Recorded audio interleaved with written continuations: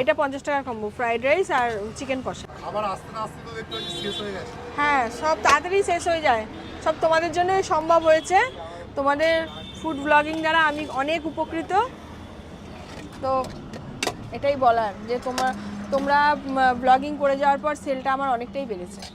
এটা হচ্ছে fried rice, একদম ঝরঝরে ফ্রাইড রাইস। ঝরঝরে, হ্যাঁ, মানে একবার শেষ হয়ে গেছে আবার এসছে এটা। শেষের দিকে এটা বাসন্তী পোলাও শেষের দিকে প্রায়, এখনো আছে। এই যে একদম দারুণ সাইজ। একদম স্পাইসি চিকেন কষা।